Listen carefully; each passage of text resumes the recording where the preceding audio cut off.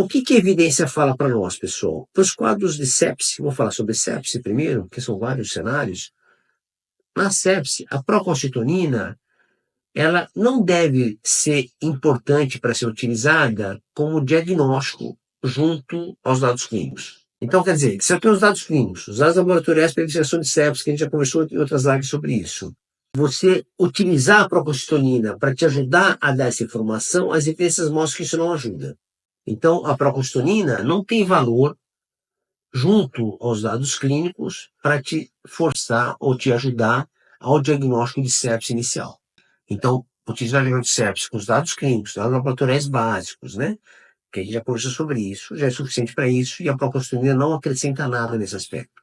O segundo ponto importante na sepse é que a procalcitonina, se ela tem níveis altos, acima de 0,5 nanograma por ml, acima disso, ela sugere que haja infecção bacteriana. Só como eu disse, não tem muita força isso no primeiro diagnóstico da sepse. Mas se ela aumentar acima desse nível e você trata um paciente com antibiótico e é uma infecção bacteriana aguda, ela pode te ajudar a definir o melhor final de utilização de antibiótico. Então, para acompanhar um esquema terapêutico com antibiótico correto para o doente, a procalcitonina pode ser um bom marcador. Então, utilizar ela, depois de um certo tempo, para saber se eu posso ou não parar o medicamento junto com informação clínica, para onde tiver informação clínica, ela pode ter valor. Isso a evidência mostra que pode valer a pena. Agora, se eu mudo o cenário para outras infecções bacterianas agudas, que não a sepse, nós temos outros cenários.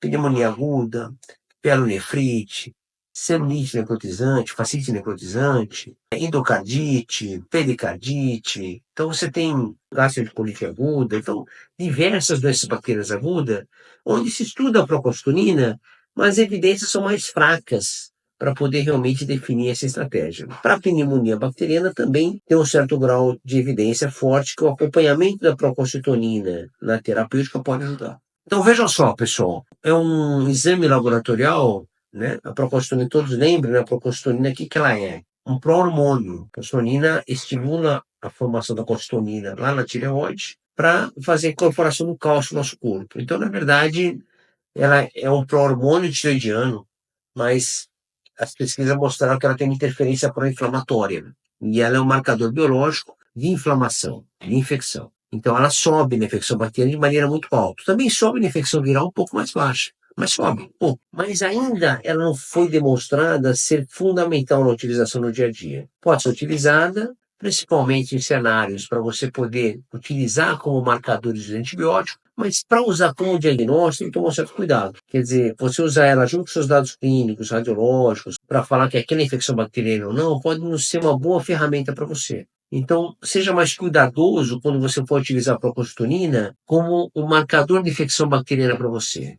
Não é, acho que o mais importante. O mais importante é você fazer uma anamnese bem feita, examinar bem seu doente, usar os laboratórios radiológicos de maneira mais direcionada. Isso vai ajudar mais de colocar a procalcitonina no seu primeiro raciocínio. Por que eu alerto você para isso? Porque é o seguinte, pessoal, a gente quando começa a fazer uma coisa e utiliza uma coisa de maneira errada e foca nela, a tendência de fazer um erro mais consecutivo aumenta muito. Então, é importante você não colocar variáveis que não são seguras dentro do seu raciocínio. Eu sempre falo sobre isso, porque às vezes a gente começa a seguir por um caminho que não está certo, e você parar e olhar para trás e corrigir é muito difícil. Acaba virando um ponto cego para você. Então, são coisas importantes nessa análise.